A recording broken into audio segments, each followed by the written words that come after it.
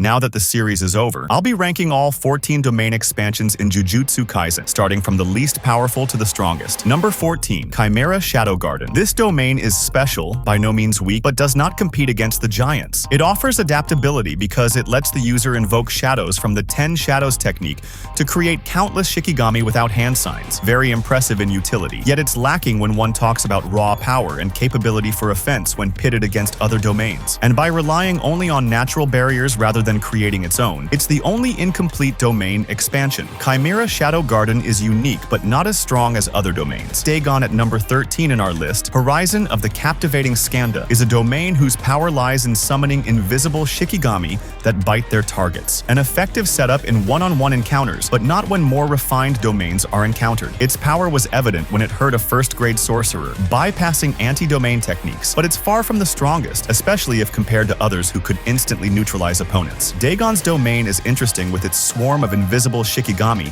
that latch onto their target, creating a surprise attack. While it has the ability to hurt even strong opponents, it isn't the most formidable when compared to other domains. It works well against groups, but doesn't have the one-shot kill power that other domains possess. Ranked 12 is Graveyard Domain. This is an undoubtedly deadly domain, in that it traps opponents in a box of death, but it is limited when against multiple opponents. Its power is simple: trap, kill, repeat, but is not as flexible or devastating as some others on this list. This domain traps opponents in a deadly box, forcing them to escape or die. It's effective in one-on-one combat, but struggles in multi-opponent fights. It can easily handle weaker sorcerers, but its main flaw is the inability to target more than one opponent at a time. At number 11, we have Idle Death Gamble. The prospect of having an infinite cursed energy supply is enticing and gives near immortality with automatic reverse curse technique. However, Hikari's domain does not have the same level of offensive power as others. It is based on a gamble and lasts only for a short period before resetting, which may be problematic in longer battles. While it's powerful for survival, it doesn't pack the offensive punch needed to dominate battles consistently. The short duration of the ability also limits its effectiveness, as powerful opponents can outlast its effects. Threefold Affliction is at number 10. This domain guarantees that all of Yorozu's constructs hit their targets due to its guaranteed hit ability. The real strength lies in pairing this with constructs like the Perfect Sphere, which exerts infinite pressure. It's powerful, but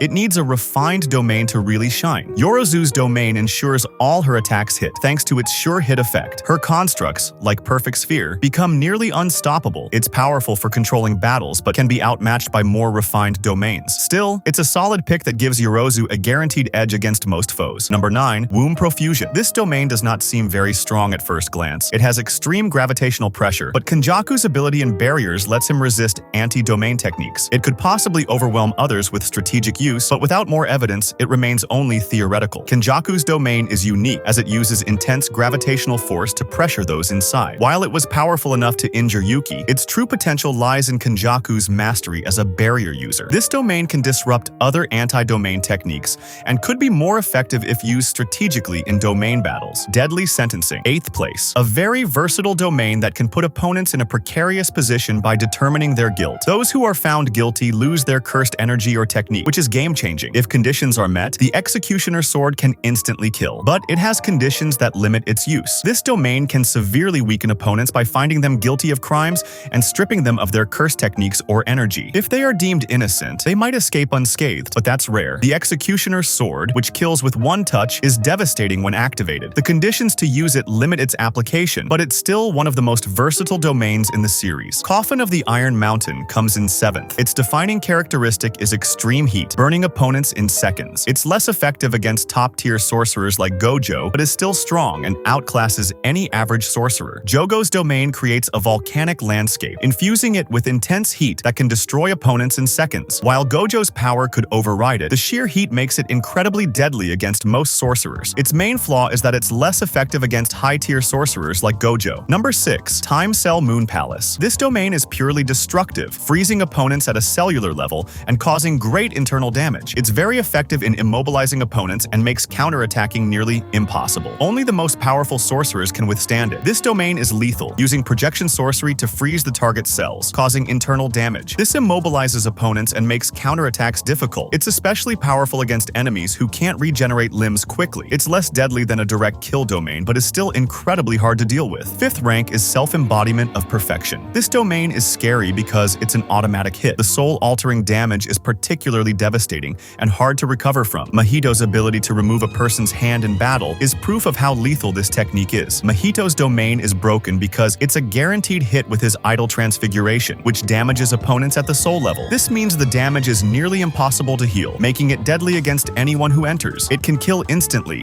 which is why it ranks high, but it's limited by Mahito's own weaknesses in battle. Fourth domain of mutual authentic love. This domain is special due to its ability to impart one of Yuta's copied curse techniques into a guaranteed hit. This agility and ability to be strong in various offensive ways turns Yuta into a threat against anyone. Yuta's domain allows him to infuse one of his copied techniques into the barrier, giving it a sheer hit effect. This means he can choose from various powerful abilities, adapting to any battle. The flexibility and strength of this domain make it almost unbeatable, but it's not as universally destructive as the top two. Third is Malevolent Shrine. This domain is unique as it can launch attacks of devastating strength, such as cleave and dismantle. The most interesting thing? It's barrierless, something no other domain can boast of, revealing Sukuna's exceptional strength and refinement. Sukuna's domain is feared for a reason. The constant slashing of cleave and dismantle is enough to eliminate most opponents. It's also the only barrierless domain, making it a marvel in terms of both offense and strategy. Sukuna can attack while his domain is active, giving him a major advantage. However, it falls just short of the top spot due to its relative limits in versatility compared to the best. Finally, at number 2, we have Unlimited Void. This domain's mind-melting effects are unmatched. Opponents are unable to think or react, which essentially guarantees victory. Even Sukuna, who is the strongest foe, could not stand against it, thus showing its unparalleled potency. This domain is a game changer. It overwhelms the mind, rendering the opponent unable to move or react effectively. In the fight against Sukuna, it left him vulnerable, showcasing its dominance. While Malevolent Shrine is incredibly powerful, Unlimited Void's sheer control over the mind and body makes it the strongest domain in the series. And at last we have Yuji's Domain Expansion. And no, Yuji's domain is not ranked first in this list, so where do you think Yuji's domain deserves to be placed? And which domain expansion is your favorite? Let me know in the comments below. Don't forget to like this video and subscribe for more.